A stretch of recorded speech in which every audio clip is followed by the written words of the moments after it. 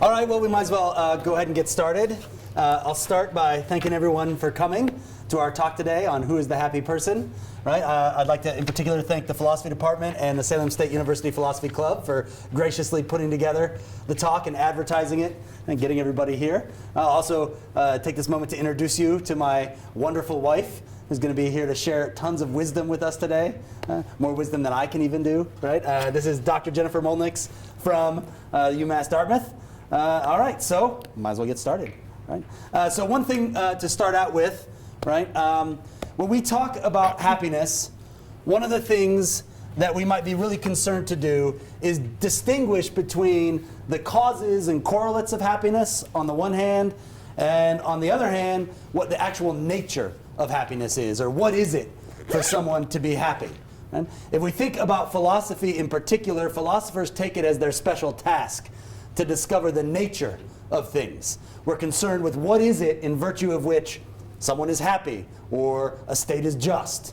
And so this talk today is primarily going to concern itself with the nature of happiness. What is it to be happy? And we think that this is sort of the fundamental question we need to ask.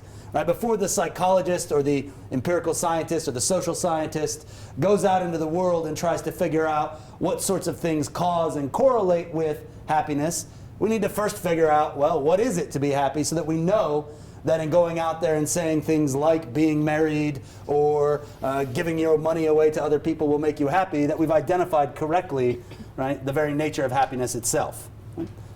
Yeah, so we're going to be sort of examining this idea of what it means to call yourself happy or to say that you're happy. But what's interesting about this concept of happiness is that it's all around. We're already familiar with the term. And if we think about it, we use it in so many different ways. And ways that don't seem to be necessarily consistent with each other, or that pick out different kinds of things. So it's very natural for us to say, like, I was so unhappy yesterday, but I'm happy today, which seems to suggest that happiness is something that comes and goes rather quickly. At the same time, we also are comfortable with saying things like, I'm pretty much happy with my life. Maybe my job kind of sucks, but I really like my friends and my family and my free time, which then suggests that happiness is more something about how you're living your life or how your life is going. And so we can sort of see that as well with some of the synonyms that we've picked out that are sometimes used for happiness. They're getting at different aspects. So is happiness something that comes and goes? It's just a momentary experience? Is it something more generally about your life? And if it is about your life, to say that you have a happy life, are you just adding up all the moments, days, weeks, years to determine whether you have a happy life? Or is happiness used that way more like an evaluation? Like I am judging my life to be happy on the basis of some standard of evaluation according to what I consider an ideal happy life. So that's part of also the issue complicating the problem here. So just looking at some of these different synonyms, for example, I might pick out something like elation or pleasure, and those seem to pick out distinct kinds of mental states, namely mental states that feel a certain way. Like we know what elation feels like. It's got a particular what it's like a character to it. And so those kinds of synonyms might pick out one common view about happiness called hedonism. Right, so hedonism essentially reduces to the idea that happiness is a type of feeling that you can experience, right? So there's a sort of introspective, phenomenal characteristic that comes along with being happy. So any view of happiness that reduces it to some what psychologists call positive affect, right? Or mental states that have this sort of feeling component is what we're calling hedonism, because the idea here then is that it feels good to be happy. Right? This is sort of a common sense understanding of happiness, that maybe happiness has a sort of certain feel-good quality. But it's also the case that if you look carefully at hedonism, there are all sorts of different varieties of hedonism. Some hedonists, for example, are going to tell you that happiness reduces to nothing but the experience of physical pleasure.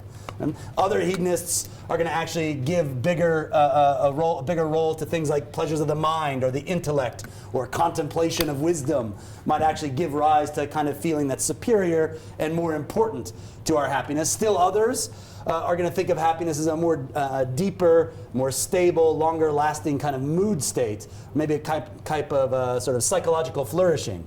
Right? And so there's a large variety of different views of hedonism. And that sort of view, like the last one you talked about, like a deeper mood state, we might also seems to capture when we think of someone as a happy person.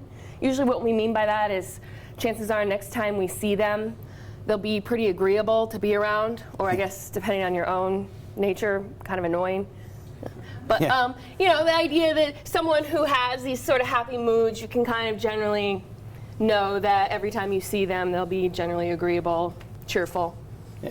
But broadly speaking then, right, hedonism wants to reduce happiness to a kind of feeling, and that's very different than some of these other sort of synonyms. Something like satisfied, or maybe serene, contentment.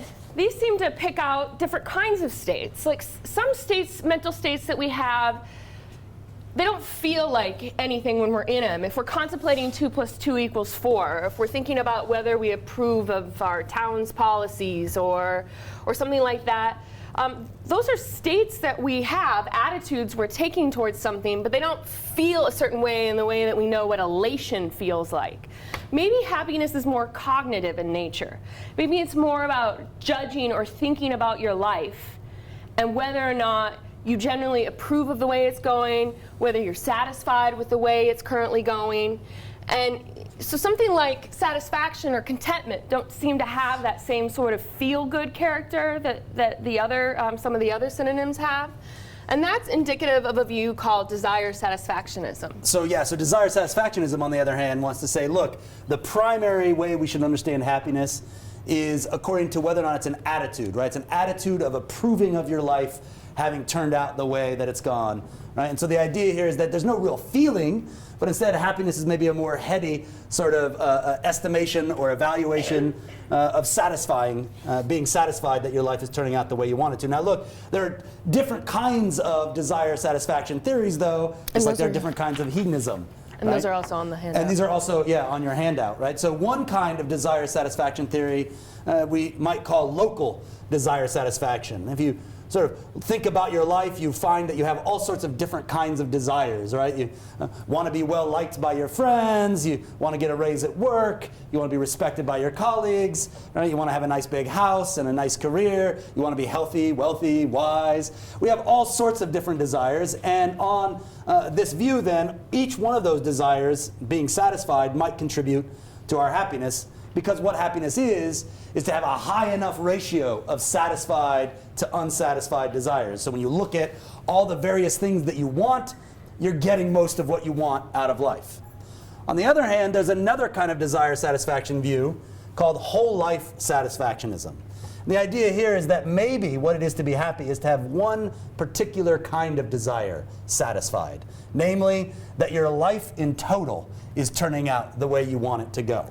And so there's this one overarching sort of global desire that we may have, namely that, hey, by and large, I'm getting the important things that I want out of life. Things are measuring up to my standard of sort of ideal happiness in life. And that's a very different kind of judgment or desire, because it sort of integrates all of your lower first level desires in a sort of scheme that ranks them, right, most important to least important desires. So you might actually be happy with fewer desires satisfied, provided that it's the important desires in your life that have gone met. Right, and we've all more or less thought about what desires we have in life and which ones are most important to us. And we also judge how happy our lives are going on the basis of how many we've satisfied or how close we feel we are to getting that. And then, so if we go back to the synonym page one more time, there's flourishing up there, for example. This sort of captures, and fulfillment is another good one. These sorts of possible synonyms for happiness capture yet another way of thinking about happiness. A way where you're not necessarily picking out a particular mental state, like being satisfied with how your life is going or having a lot of feel-good moments. It's more about that you feel like you're living your life well, or you're self-actualized or flourishing, right? You're living up to your potential as a human being, right? Living an excellent human life. And this actually accords then, right, with this sort of third view of happiness that we can call sort of eudaimonism. It's based on an ancient Greek word, eudaimonia, all right, to live well, sometimes translated as happiness. And to be happy in this sense is to live a complete life, right? To live a life that lacks nothing that would make it better. Right? So in this sort of understanding of happiness, you have to sort of achieve or acquire all of the valuable things in life in order for you to be happy. Right? Now, there are all sorts of things that we might think are valuable to our life that help us live better lives that go beyond just certain mental experiences. Right? So, for example, we may think having genuine relationships with other human beings is deeply important, even more important than just having the experience of that. Right? Or we may think that autonomy, being actually in charge of our own life, matters to whether or not we're happy, even if we're unaware of that fact. Right? And I think one other thing that characterizes eudaimonism is this idea that happiness almost becomes a purpose for your life. The Greeks called it your telos, so that happiness sort of gives you a direction around which you organize your life, and you view your life as ultimately with the goal of becoming happy. Which then actually segues nicely into one other, before we get to some of the people, which is really what we want to spend most of our time about. One other important thing to talk about when discussing this idea of happiness is that there's two different ways we could be using the word happy. One is a descriptive sense and the other is an evaluative sense. Do you want to? So one thing we might do if we look at language is we realize that there are different kinds of terms that we use in ordinary speech. There are what we call sometimes just descriptive terms, and then there are other terms that we call evaluative terms. And what defines the difference between the two is something like this. Descriptive terms contain only sort of factual content. They just describe the world as being one way versus another without placing any value judgment on it, like it's good that the world is this way or bad that the world is this way. Right? Evaluative terms, on the other hand, have built into their very meaning this idea of an evaluation, right, of things being better or worse, good or bad. Here are some examples that you could make use of to sort of get at this distinction. There's a difference between saying of someone that they're well known, for example, versus that they're notorious or renowned. Right? I mean, being notorious contains the idea of being well known, but it layers onto that a negative evaluation of that fame. Right? So built into the very understanding of the word notorious is this idea that it's bad that you're well known if you're notorious. Right? Or the same might be true with killing versus murder. Right? If you read a newspaper report that says somebody was killed in some event yesterday, you'll notice that they're just describing the scenario. They haven't told you whether that is good or bad or just or unjust. On the other hand, the minute they report it as a murder, they've already told you that there's been some foul play, that this is wrong, it's an unjust killing. Right? And so one thing we might ask ourselves is that when we ask and or describe someone as being happy, are we merely describing some state that they're in, or are we evaluating their life as the better for it? And it seems pretty clear to us, at least, that when we say that someone's happy, we're saying something good about them. That, in fact, their life is better for their having been happy. Yeah, and so the idea is if you think being happiness is a good thing and that your life would be better if it contained happiness than if it didn't, then the idea is that happiness has some sort of value to it. But even if we think happiness has value to it, it's still an open question how much value. Is it our only value? Is it the only thing we should concern ourselves about? Or is it one value among many? And in which case, maybe it can be overridden by other values. So maybe private happiness is important, but there are other values like justice or moral obligations that might require me to sacrifice my happiness in the name of these other values. So the views of hedonism and desire satisfactionism, for example, can hold that happiness is being used evaluatively. It is a good thing to experience pleasure. It is a good thing to be satisfied with your life. But they may not think that happiness is the only thing that's important, whereas eudaimonism seems pretty clearly from the get-go to assume that happiness is your overarching guiding value in your life. But we want to leave that an open question. I think at this point it might be good for us to get into some of the examples we have. Yeah, so one way we might begin to clarify our own understanding of happiness and what we take happiness to be is to look at different case studies, right? Different examples of different lives and try to ask ourselves, Do we think this person is happy? And if so, what are the defining characteristics of that person's life that lead us to claim that the person is happy, right? So we'll just start with a pretty obvious example here, right? And we'll talk about the life of the Playboy here, right? So Hugh Hefner has built a media empire as the publisher and founder of Playboy magazine. He is a bon viveur, living a life of overindulgent opulence. He lives in a large mansion in Los Angeles, surrounded by beautiful young women, often dating several at once. He only eats the most gourmet food, and he constantly throws and attends the most lavish parties. He is the sort of signature icon for the Playboy lifestyle. He is happy. Wealthy, sophisticated, and uninhibited. Certainly his life does not lack for pleasure and enjoyment. So one thing we may ask ourselves is this a happy life? Right? And it seems pretty clear that if you think that Hefner's life is happy, that you must be thinking that it's happy in virtue of all the pleasure that you imagine his life contains. I mean, he's done a lot of other really great things in his life. He's a philanthropist, he supports local artists, but those things don't really sort of factor into our evaluation of Hefner's life as being happy. If we're sort of concerned or we think that he's happy, it's probably because we imagine, I'll bet that life has a whole bunch of different kinds of pleasures in it, and tons of them. It's just full of hedonic delights, right, all over the place. So we might be inclined to think that Hefner is happy, but not necessarily everyone thinks that. Right? Does anyone think he's not happy? Yeah. Does anyone want to suggest why? Anyone? I don't know. Yeah, here, let's go. I think he's a fake kind of happy. I think he's faked himself into thinking he's happy because he has all these pleasures.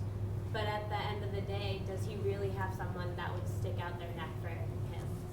I mean, I don't know him, so I mean, he could, but at the same time, he doesn't seem like he's the best man to be around. You know what I mean? Was everybody else able to hear that?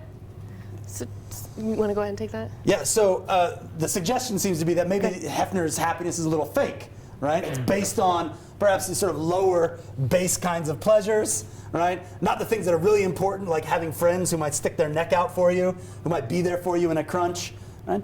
This actually might, though, sort of show us one way that we could distinguish different kinds of hedonism. Right? I mean, on the one hand, I think it is kind of true that maybe what worries you about Hefner's life is that most of his pleasures are derived from these sort of ignoble, right, base physical pleasures like sex and drugs and food and drink and luxury, and that maybe we should make more room in our lives for sort of higher quality pursuits. Right?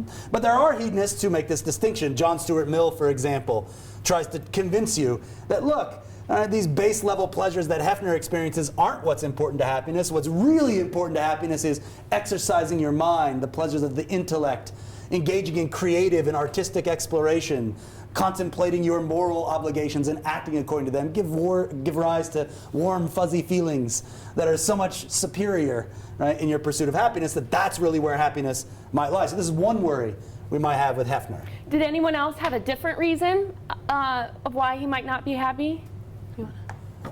Eric. Yeah.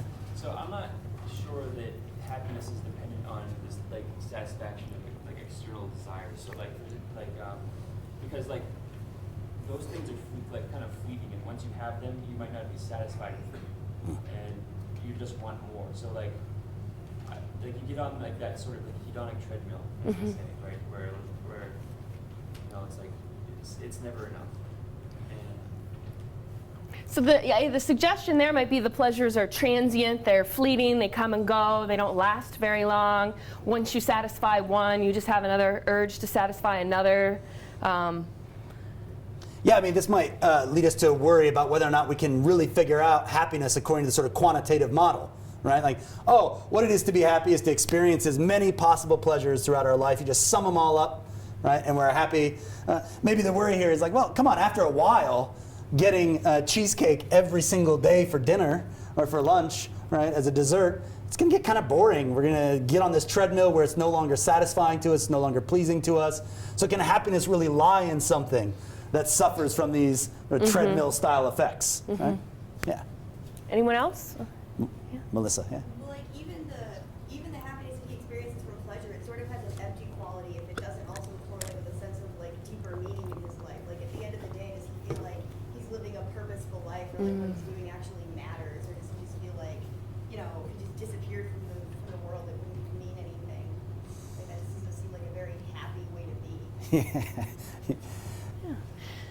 Well, then again, I mean, we want to leave open the possibility. So do you think, I guess my follow-up would be, do you think then that meaning or purpose is important for all happy lives? And so in that sense, because Hefner's life might be missing purpose, it wouldn't be happy? I think it just goes back to the way you're using happiness. Like if you say a happy life as a category for a certain kind of living, like you would have to have like deeper meanings involved. But if you're just saying like happiness is a state, then I think you can be happy without that. Mhm. But if you're going to like qualify somebody's entire life as being happy, it just seems odd that it would just be pleasure and not some kind of mixture of different things. We also want to be careful, though, to sort of impose certain purposes as more laudable or worthy than others. I mean, Hefner seems like he has been a reflective guy, so he has a clear plan for his life. He's seeking to do what he wants to do. I think that's pretty clear. He seems pretty successful in enacting his life plan too, right? But at the same time, you might think, it might also worry, this is a worry of mine at least, that maybe going along with this sort of emptiness, that being a pornographer might be a little bit morally suspect. Like, can the pleasures that come along with that sort of activity really matter to this thing we call the happy life, right?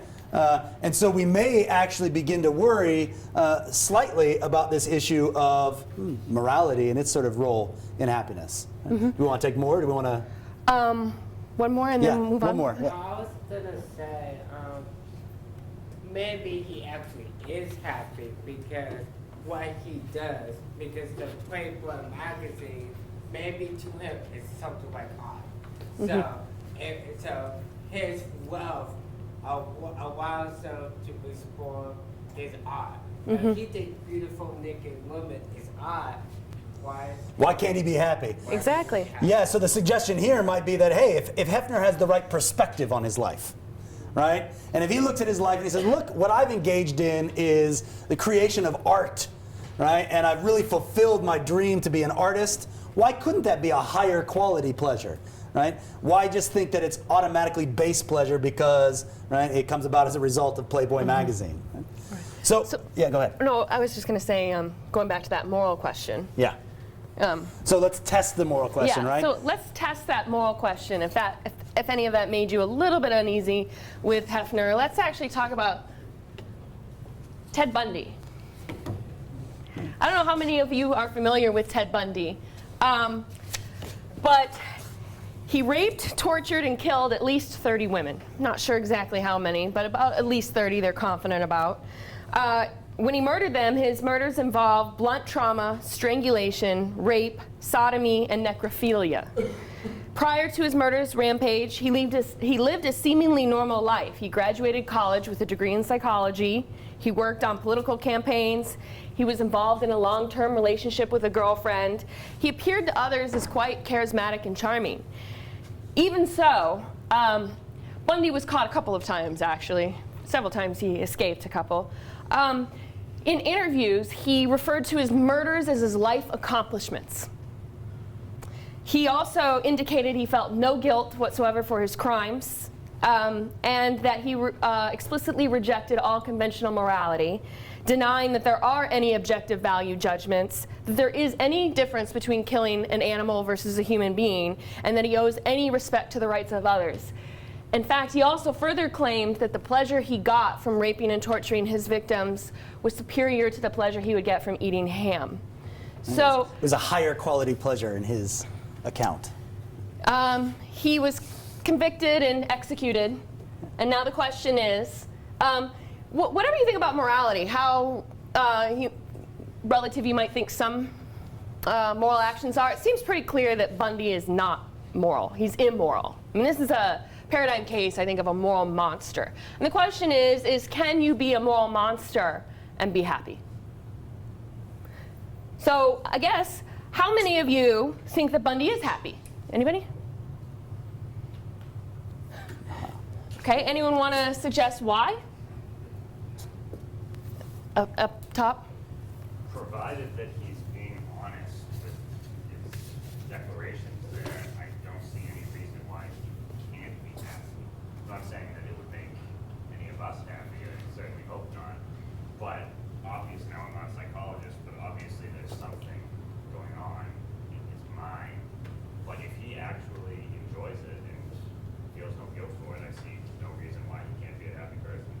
Okay, all right. Did everybody hear that? Does anyone want to add to that, or is that what everybody, what most of you were thinking about with Bundy? I just think when you're, into the realm of being a psychopath or sociopath, I mean, there's so many parts of the human brain that aren't even like active or acting the same as ours that like, I think it would be a lot easier to be happy doing different things than you can even imagine.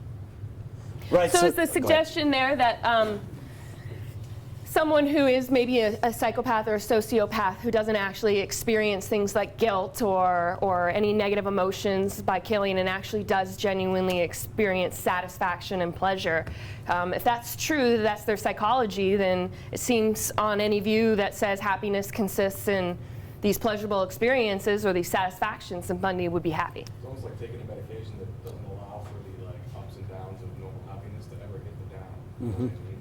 Because there's no moral compass to have to feel that. It doesn't exist. And so you think that makes him happy? Yeah. Okay. Did you want to add to that? I think just like any of us would have, if we were supposed to paint out for you a perfect afternoon for us, it would be different for all of us. Maybe two of us would go to the same restaurant, listen to the same, whatever. Obviously, his idea of what makes him happy is very different than ours. And I mean, whether we agree with it or not isn't the question. It's if he's happy, and I would agree with what he said. If he's being honest, then he's happy. Yeah, so it seems like maybe, right, maybe one way we could respond to the Bundy case is that though we're unhappy with him, though we can't imagine being happy, living his life, that maybe that's because we're imposing our standards of happiness on this other person, right? And maybe he's just so differently wired psychologically that he doesn't feel the guilt or the regret or the fear of getting caught that might come along with being a serial killer. And he just got his own sort of subjective take on what brings enjoyment in life. And so maybe, right, we could in fact interpret him as a happy person even while being deeply immoral. Right? Oh, yeah, Severin. I just suspect that in asking the question, can someone like Ted Bundy be happy, when someone like him is clearly a moral monster, you're asking another question, whether it makes sense to actually separate the idea of a good life, morally good life, from the idea of a happy life. Right? Yeah, so that's really what we're seeking clarification on, right? Should we separate out what it means to be moral from what it means to be happy? Or what it means to live a good life. Or what it means to live a good life. The idea of a life that is well lived in terms of a good life is a life that goes well for you, whatever your interests are. Now, one thing interesting, though, to point out about Bundy is that he was executed. And he was imprisoned, and he didn't want to be. In fact, he didn't confess to most of his murders until right before he died as an attempt to buy himself more time, to live longer. So in that sense, his life didn't even go well for him. Anyone whose life ends in an electric chair, I don't think, is necessarily living a life that went well for them. So that's also an interesting consideration. In that sense, we might think, and that's a great question, maybe we'll get to that a little bit more in depth with some of the later cases. But another interesting thing about Bundy is that even if you don't think morality is necessary for a happy life, it does seem that oftentimes it's prudentially in our interests to be moral. In other words, if I'm acting immoral, I have to be secret. I have to be worried about getting caught. I have to hide myself from others. Bundy had to go through a lot of work to try and avoid being caught. He had to lie to all sorts of people. There is a sense in which just being moral, even if you don't think it's necessary for happiness, is going to make your life easier to be happy. Right, like all of that hiding and trying to strategize and being on guard against yourself from any small slip up might in fact cause a ton of stress and psychological discomfort that might in fact prevent you from being happy. So you might think that though you don't have to be moral to be happy, by and large, if you sort of act according to the social and moral norms that you find yourself living in, your happiness is easier to come by, right? That's a very different claim, though, from actually trying to convince us that in order to be happy, you have to actually be moral, that there's some necessary connection between the two. Mm-hmm. Does anyone think Bundy is not happy? Okay, do you want to explain why? Just think that I'm wondering what happened to him in the past.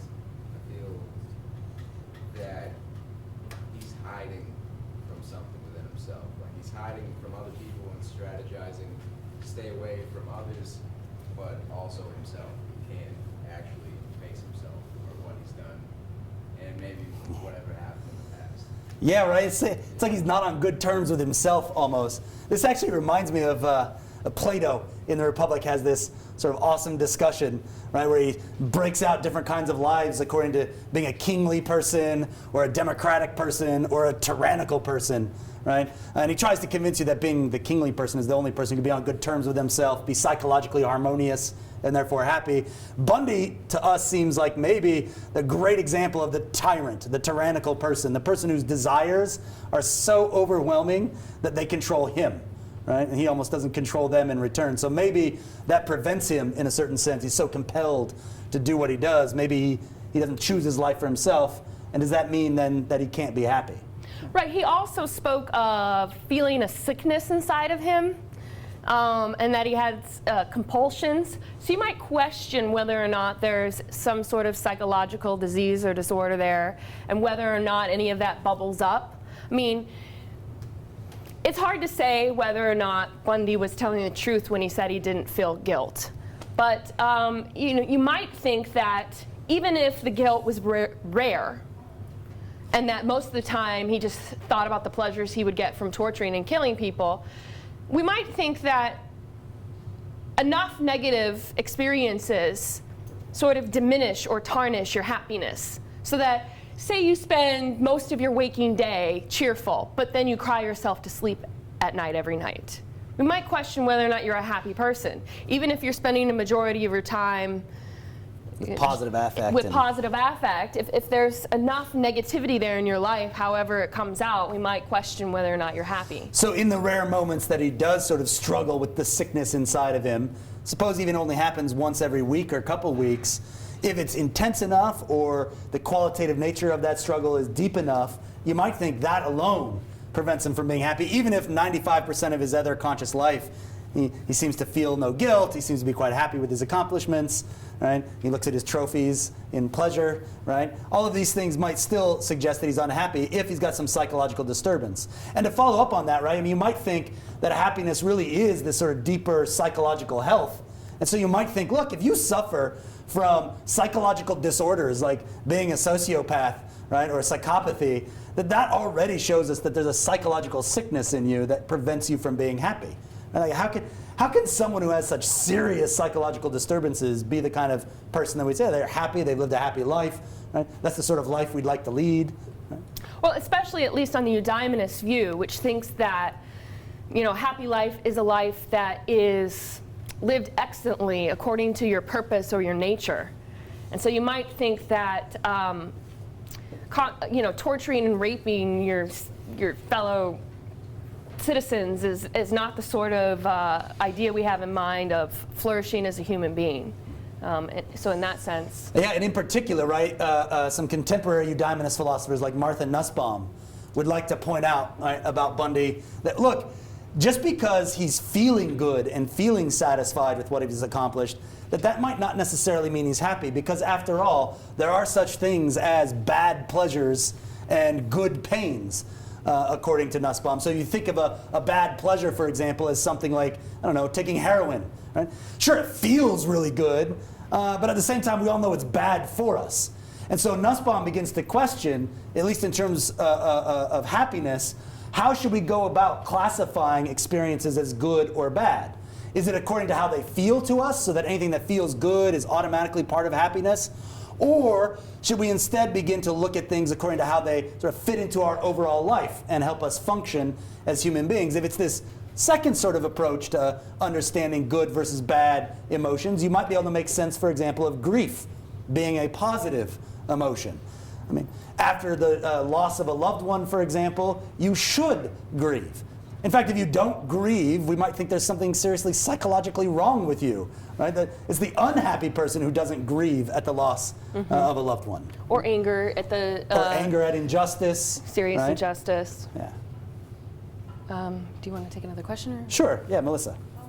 But I just think that even if you take out the moral aspect of entirely, the fact that he has to go to such extremes to feel happiness and pleasure, because I mean, you know, raping and torturing and killing people, that's not something you just, what should I do with my Saturday afternoon? Like, that's a really extreme level that you have to take it to feel some kind of satisfaction and happiness. So that just suggests that your baseline ability to feel happiness is, like, it's really, really high. Like, it's difficult for you to feel pleasure if you have to go to something so out there to get there. So, I mean, your day-to-day life can't be very happy if the only thing that gives you happiness is, like, killing people en masse. Everything else has got to seem really mundane. Those are right? desires that are hard to satisfy without a lot of work, right? Yeah. He would be better off picking desires that are much easier to satisfy, like being compassionate. Yeah. That's easy to satisfy. William? I was just going to say the prudential argument, I mean, I know you weren't saying there was a necessary connection there, but it would definitely concern me because in some societies, actually, it's the ethical person who has to be deceptive. They can't conform to the social norms. You know, it's the Schindlers in Nazi Germany who have to hide their activities and not be open about what they're doing. And I think one reason why with Bundy people may hesitate, even if and we don't really know from an interior perspective, he was satisfied with the way his life went. I think part of the evaluative judgment of happiness is not just a judgment of that singular individual, but in a sense you're holding that person up as someone that others would aspire to be like. And you can't have a society of Ted Bundys. Even if he subjectively is satisfied, you can't have an entire society of people like him. And so I think whereas the person who is happy in a way that relates to sort of Aristotelian social virtues, I mean, part of Aristotle's picture is that person helps build a polis, that person helps contribute to a functioning society where many people can flourish. His flourishing, so to speak, if we can use that term, is completely at the expense of other people. So we couldn't consistently say, hey, everyone ought to be like this. This is a great life to live. And I think that's one reason why a lot of people wouldn't say he's happy. Yeah, I agree. In fact, you know, there's a sort of test that some philosophers say you can perform when trying to figure out whether or not you think an individual's life is happy. You might call it like the envy test. Right? Is the life enviable?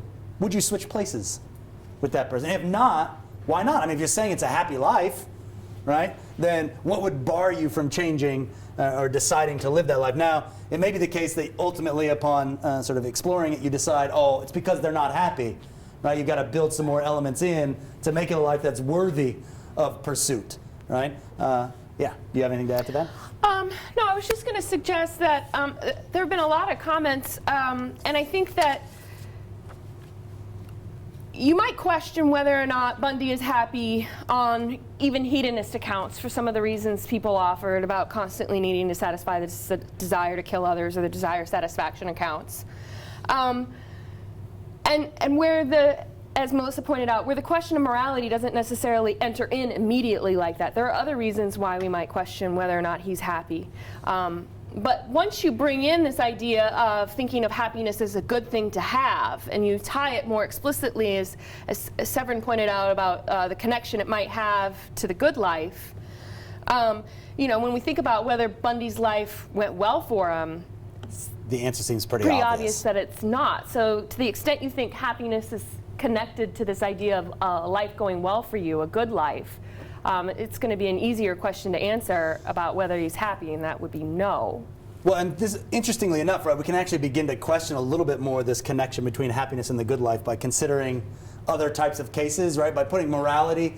Sometimes morality can be a little contentious, right? If we put that on the back burner, we might actually be able, right, to sort of explore this by way of. You want to move on to another example? Sure. I don't know if we want to take a couple comments or move on. Oh, you want to take a couple comments? Yeah, let's do more. Yeah. Oh, you someone got who hasn't gone yet. Yeah. I think in order to be objectively moral, it means doing things you don't want to do. So I think the moral road is not necessarily happiness. Because if someone's inside a burning building, I don't want to go in and drag them out. The moral decision is to do what I'm doing. So that's not bringing me happiness. It's not something I want to do. So I think to be objectively moral is not to be happy. So the moral person is miserable. Moral or choosing.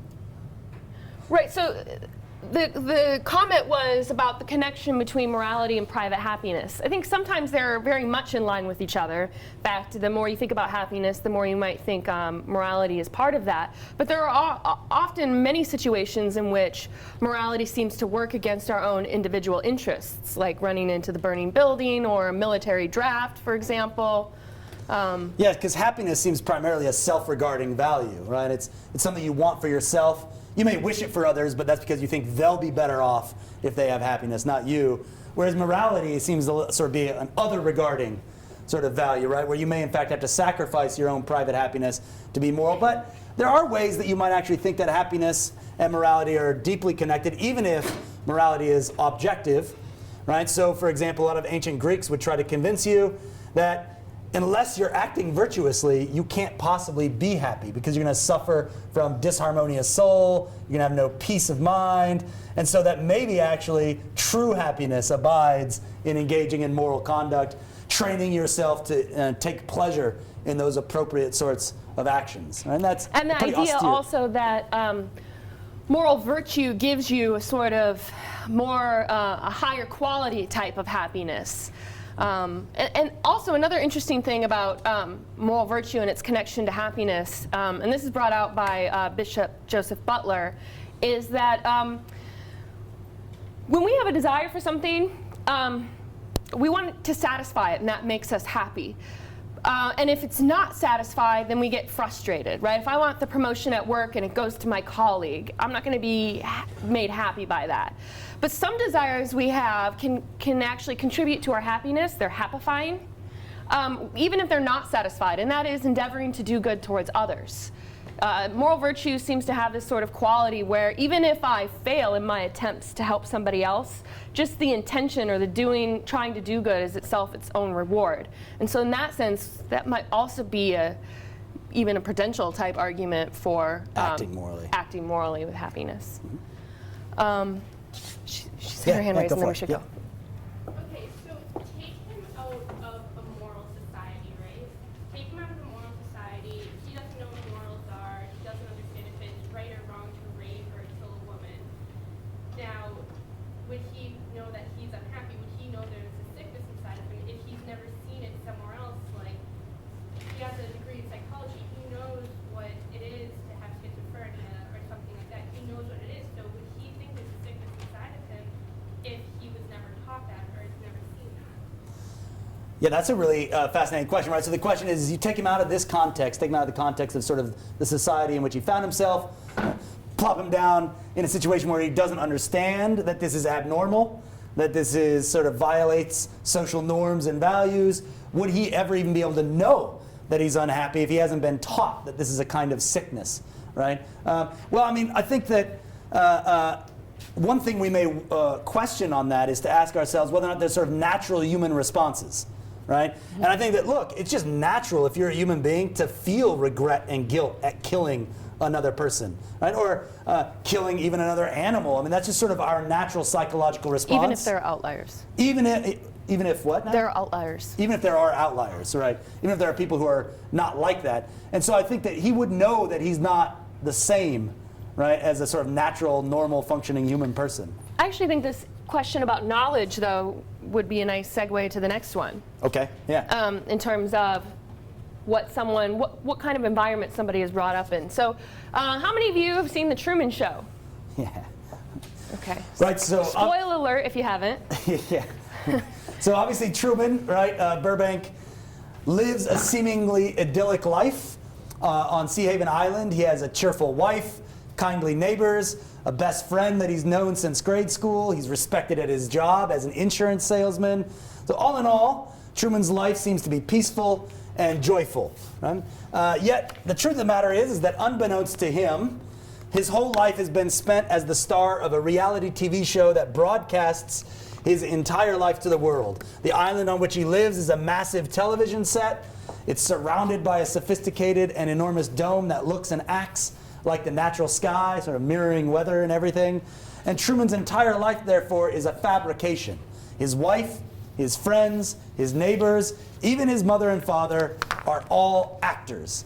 And so we have a big question. If Truman remains unaware of this fact. Is it possible that he's living a happy life? Right?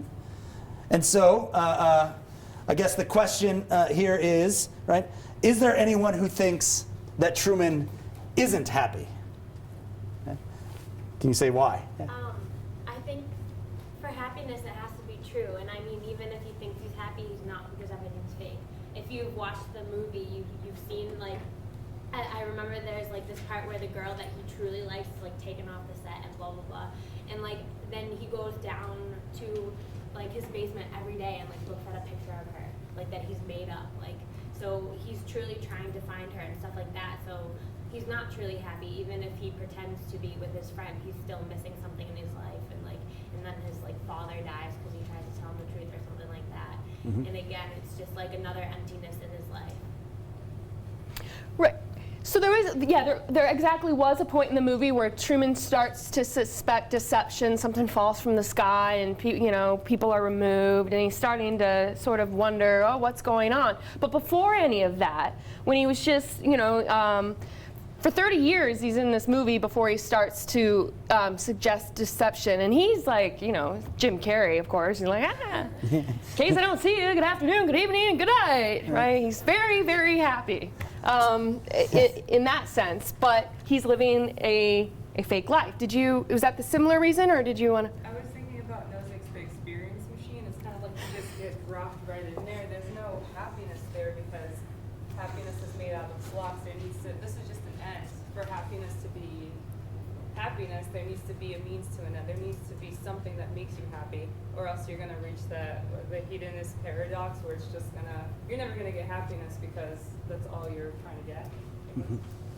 Yeah, so we're going to hold that thought for good reason in just a moment. That's a great insight. Anybody else think that Truman is not happy? Yeah, Melissa. Well, I think he has sort of a stunted happiness, because you have to consider that, the show is going to set it up so that he gets whatever he wants, or that he's always satisfied. Like, he's never going to have to struggle or deal with, issues that other people do, and like those kinds of things that really enhance your character and make you a better person, and like the satisfaction you get from overcoming adversity. He's never going to have any adversity because they're not going to do that to him. That wouldn't be like cool for the network or whatever. So I think it's not, I don't know, I just don't think it's a full sense of happiness. Yeah, I mean, I think that this is an intuition a lot of us have, right? That there is something missing, that it's not true happiness, it's not genuine happiness, it's fake. There are things missing. He didn't have to struggle. He didn't make his life this. It was sort of given it to him. But at the same time, if he's completely unaware of this, right? He has no knowledge that any of this is fake. Well, wouldn't we have to say he's happy? I mean, think about the alternative is here. If you're saying no, he's not happy, then you're telling me that there are things that matter to your happiness of which you could be completely unconscious and never be aware of. And that seems interesting to think about, right? I mean, can happiness really be affected by things of which you will never, ever be aware? Right, we could see this sort of in some everyday examples. So imagine that you bought a lottery ticket, but you just haven't gotten around to checking it, and it turns out that you won. Are you automatically happy after winning before you know you won? Or do you have to find out that you have the winning numbers before you're like, ah? Like that. Yeah, it seems like, right, you have to become consciously aware of something for it to have an impact on your happiness, right? But at the same time, we have this intuition about Truman that maybe there's something missing, and so we have these competing sort of back and forth intuitions. Yeah, William. Someone that works for the lottery or something, they'll be aware that they're the winner. So somebody knows. So as long as somebody knows, then it shouldn't matter. Yeah, so you think the fact that Truman's wife knows that she's an actress means that Truman's unhappy. It's proof that he's not. Yeah. Come to that state of happiness, Yeah. I was going to say, everybody see the movie The Matrix, right? Mm-hmm. Yeah. And what Jesus, asked gave him the red pill or the blue pill. And he took the pill that made him see the world as it truly is. After that movie, I'll be like, I wish I didn't take the pill because I was in the virtual world, because once you got out, you see giant robots killing people. Yeah, right. So, and like in this case, as long as he's, you know, is able to have a complete life in the show, as long as, you know, it seems like, you know, he can achieve what he wants to achieve, and this force of reality he is, I think he can be really happy. And this actually, I'm glad you brought up the Matrix, right? Because Cyrus in the Matrix, Cypher in the Matrix, he actually wants to take the pill again so he can go back into the Matrix and forget about it. Yeah. And this, you know, we'll segue into the next one, but you know, what if at the end, when Truman realizes it's fake, there was this point at which the director, Christoph, played by, I think his name's Ed Harris, tries to persuade Truman to stay. What if Truman was like, okay, you're right. I mean, can we make sense of that choice? Do we think that's possible for Truman to do that? So he's found out that his whole life is fabricated. He's on the threshold to entering reality, and then suddenly he realizes, yeah, maybe I'll stay. Right, and you might say, well, why would he choose that? Because he knows everybody's an actor. But what if right, so what you if it's could take the pill like Cypher and forget about it? So, I mean, a lot of you are probably familiar with the experience machine already because it's used in a lot of different contexts. It's a famous thought experiment by Robert Nozick. But in some of his works, he uses the experience machine specifically to tap our intuitions about happiness. So, and then we purposely put this kind of creepy picture of a happiness machine up there for you. I don't know what the it's like purpose one of my of favorite the pictures. gas mask is, but it's the way I feel I go about trying to make you all happy, right? I get to put on a gas mask and be creepy. Yeah. Okay. But so the thing about this machine is it's a thought experiment. So you don't focus on whether or not it's like technologically feasible right now, right? Or that it's going to fail or, you know, be deceptive of some sort. So take it at face value. This is a machine that you could program any kind of sequence of experiences that you want. And while you're connected to this machine, you could have the experience of writing a great poem, bringing about world peace, loving someone and being loved in return. You could feel all of the felt pleasures of those things from the inside, just as if it's real, right? Like as you're experiencing life right now. For example, you might be in an experience machine right now. So everything feels just like things feel normally. You have no idea of any sort of deception. You can also program your experiences to vary so that you don't get bored, give yourself enough variety. You could use biographies and novelists and psychologists to be creative about what you program. And the question is not whether to try it temporarily, but whether you would enter the experience machine for the rest of your life. How many of you would go into the experience machine? Yeah, you choose your experiences. Then they put you in, and then that's the rest of your life. And it feels absolutely real to you. So we got, do you want to explain why you might go in, or? Yeah, I mean, I don't really have like a deep reason. It just sounds like a way better life, so. Okay. Sounds fun. And did you, do you have a, do you want to say why you might go in, or? Just like it sounds better than being sad. Yeah. Okay. Yeah, in fact, Nozick, when he talks about the experience machine, right, he's really careful in his piece on happiness to say, look, the question we're asking here is not so much whether plugging in the experience machine is preferable to a life of slavery. A life of slavery or living in Darfur or something like that, right? But instead, the question we should be asking ourselves is the life lived in the experience machine the very best human life, or one of the very best kinds of lives you could experience, or is there more to life than your experience? Right? A lot of ways it's not authentic, but I mean, to some degree, I decide what I do today. I'm going to leave here, I'm going to go to work, I'm going to come home and do my homework after. But you know, life's going to throw some variables at me, like maybe I'll get a flat tire on the way to work. You know, that won't be really fun. But like, if I program my whole experience, even if I forget about it, it's all like laid out for me. You know what I mean? It's all planned, and it's like I wouldn't want my life planned even if I forgot to plan. You know what I mean? I like having it be spontaneous a little bit. Mm-hmm. The interesting thing, though, is in the experience machine, you would have the sense of planning things, and you would have the sense of spontaneity, even though it would seem to you as if you were making free choices. I guess. It's not authentic, and that's what really gets me. It's not real. It's all in your head. So, I mean, like, imagine if it broke, like, a year before you were supposed to die. Oh, what did you do with your life? Nothing. Yeah, in fact, I think this is a really interesting question, right? Like, what do we say you are when you're plugged into this machine, right?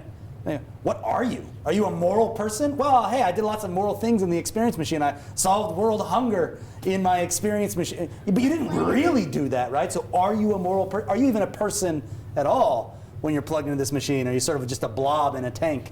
Nozick suggests that deciding to enter into the experience machine for the rest of your life is like committing a form of suicide, because there is no person you would be anymore.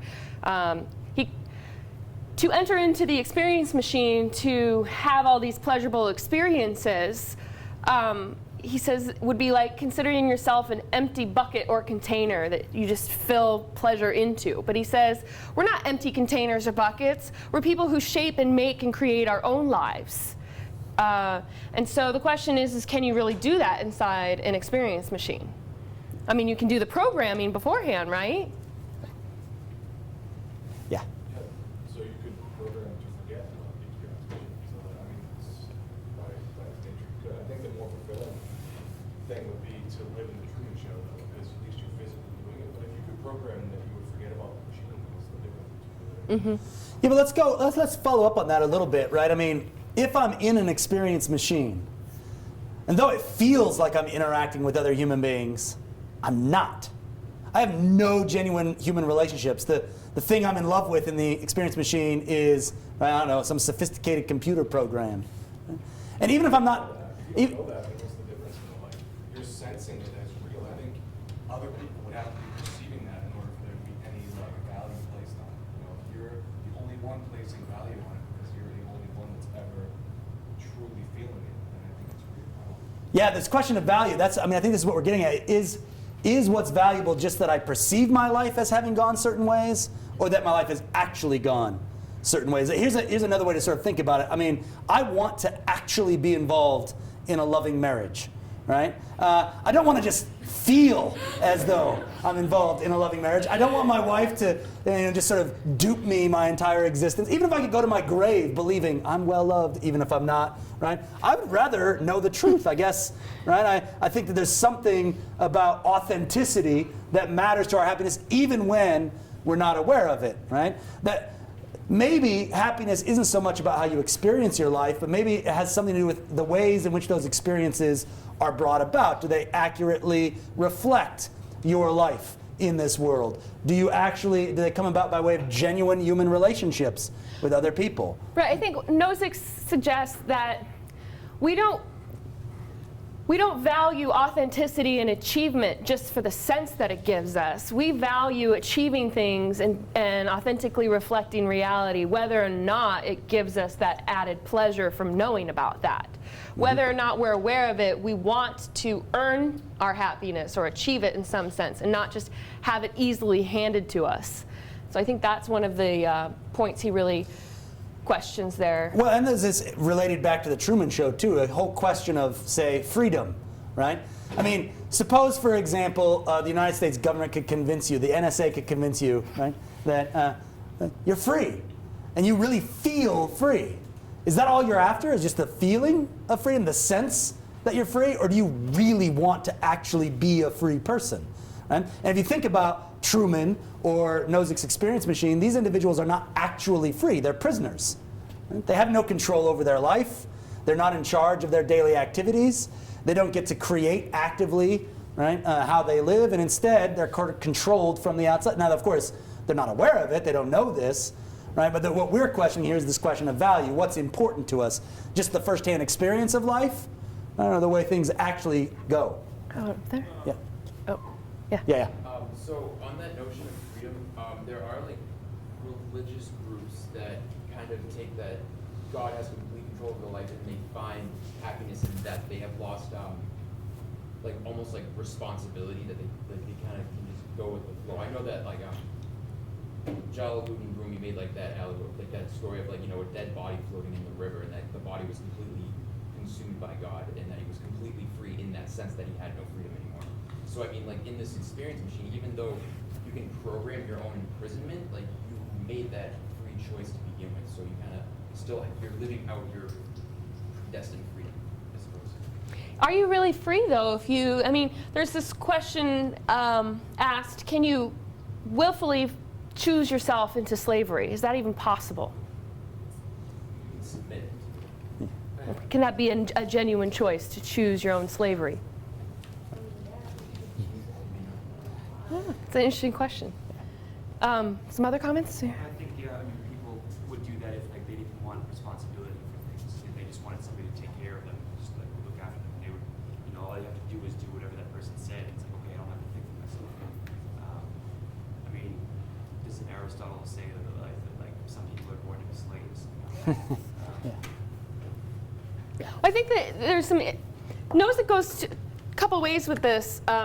One, his own position, he actually believes happiness consists in being satisfied with your life. What he thinks the experience machine shows is that there's more to life than happiness.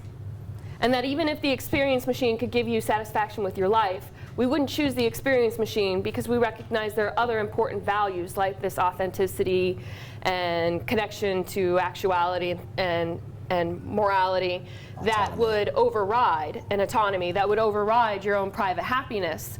You might, on the other hand, take the experience machine to show, no, maybe we've been thinking about happiness as wrong. Maybe we've been thinking about that the lesson we should learn from this is not that happiness just is satisfaction or pleasure, but that happiness is something more broad in the way the eudaimonists thought, like about living a good life or a life well lived.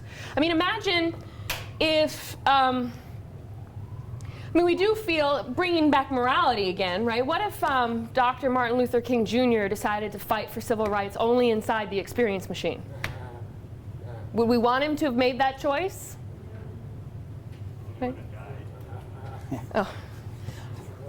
Right, so do we have obligations to, or other values that we ought to consider other than our own private happiness? I mean, that's one thing that might come out of that. I don't know if that was off left field. Yeah. Yeah, I would agree to, I forget what you said, who said that it's kind of like suicide, because it's an escape. Like you were saying, you don't want to feel sadness. Rather than, during life, you have to face that. Like you can't just, I don't want to feel this way, I just want to get out of here, escape. You have to deal with that, and you become a stronger person. And you deal with that short-term sadness to be happy in the long term. Yeah, I mean, I think there is there's this sort of typical idea that which does not kill me makes me stronger, right? That the struggles that I overcome provide me with the character that I have, allow me to appreciate more fully my happiness and my experience. I suppose, though I think there's some weight to this, right? This idea that we appreciate more our current state of happiness if we've gone through a struggle to get there. Nevertheless, I still think happiness is pretty darn valuable, even if that's not how, right, we went about getting it. I don't think, for example, I've struggled all that much in my life, but I think I'm pretty happy and I'm pretty pleased by that fact, right? And I don't think it takes away from someone's happiness if they haven't struggled, right? And so you might think, well, look, in the experience machine, I mean, provided I give you enough variety so that there's some ups and downs, right? You can distinguish the really good times from the really, really, really, really good times so you don't get bored. So it's not just like one constant sort of rapturous euphoria. And then maybe that's all you really need in order to be happy. I don't know. Yeah. Well, do you need complete freedom for happiness? Because nobody is completely free in our society. Because look at, we thought we were okay. And then a year ago, Snowden revealed that the government was spying on phone calls, they were working into our emails, they were spying on other countries, and they didn't want that to be public. And then when Snowden made it public, Obama was like, yeah, we did that, but we did it for a purpose to fight terrorism.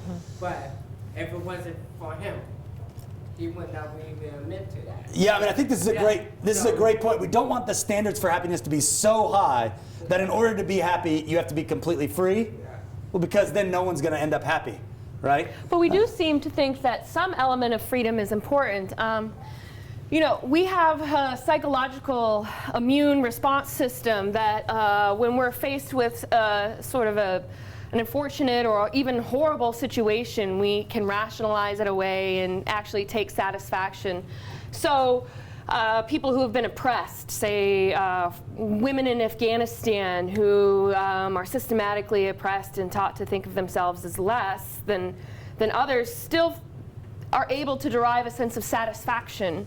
In fact, if you ask them how satisfied they are with their life, they'll be as equally satisfied as people in the United States with how things are going, even though the objective circumstances of their life are horrendous. Right, and so what we've been talking about throughout these examples is happiness a firsthand sort of subjective experience of our lives, whether that's pleasure or satisfaction or some sort of psychic flourishing or something, or does it require more than just a firsthand experience? Are there other important elements like truth, authenticity, autonomy? And that would, you know, and we might be pulled more towards that latter view if we think that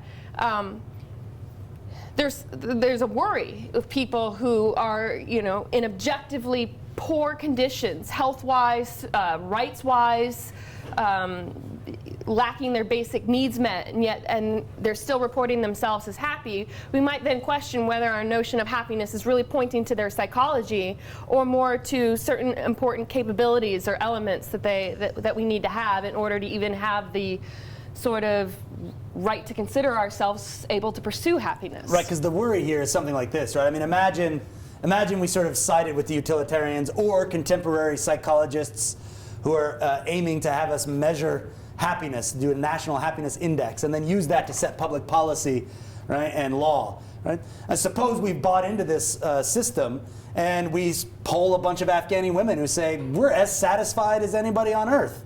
Well, then it seems like we just throw up our hands and say, what, there's no problem to fix then in Afghanistan, that these people must not be being barred from anything that's worthy or valuable in life? Well, that seems to strike us as kind of odd, right? Of course, to say no, in fact, even though they feel or experience their life to be happy, they're not actually happy because of all these objective circumstances that are missing. We have to have a more robust sort of accounting of happiness. It's got to go further along the lines towards a sort of eudaimonic account of what happiness actually is, start to include these other values that might be something beyond experience. But then we might be wary of doing that because that's paternalism and imposing a particular view of happiness on all people, whether or not that's reflective of their own values and choices. Exactly. So you got to worry about that too. Any other questions? I believe we're like out of time practically. Happiness is basically physiological because chemicals are firing in your body for happiness. So basically happiness and morality is basically two things that the world's not. So more like that's the only argument really for that, because happiness is just physical. I think I would go. Right? Like, isn't it? I think I would disagree with that. I think that sort of physicalism is a little simple, for the simple fact that I think, look, individuals who have brain chemistry very different from our sort of typical understanding of the happy person can yet report themselves and I think experience genuine happiness. So I'm thinking here maybe of some Buddhist monks who might have a very different sort of understanding of contentment or bliss, where even if their brain is flooded with dopamine, right, we might still think, oh, they're happy or they're unhappy. So I'm not sure you can just sort of translate one-to-one very easily brain chemistry to happy experiences unless you've already settled on your theory of happiness, namely happiness is to experience, right, the sensations that come along with a flooding of dopamine or serotonin in the brain. But again, that's sort of what we're questioning. Is that all happiness is this one kind of experience? Right? It is true. I mean, I think that if we do reduce happiness to that kind of experience, it's going to make measuring happiness a lot easier, right? Because we can just measure brain chemistry. But one of the things we may worry about is, can you even measure what happiness itself actually is? Right? I think that, for example, a lot of social scientists rush off measuring happiness, and their theory of happiness is, well, whatever is quantifiable. Right? Whatever I can measure, that's what happiness is. It makes it easy. But are those things valuable is an interesting question I think is important to ask. In fact, I think it's central to the question of happiness. Right? The question now is, like, can animals be happy? Because people argue animals have feelings. And if animals have feelings, but they can't think on the same level as people think, how can they be happy unless there's some kind of biological factor Of happiness. Yeah, I think that we'll have to finish with this, right, because we're actually out of time. But I think that goes straight to the heart of the question of whether or not you'd rather be a dissatisfied Socrates or a satisfied pig. Can you really be a happy pig? Right? And if you want to know more about happiness, take his class. Yeah, shameless plug. All right, thank you.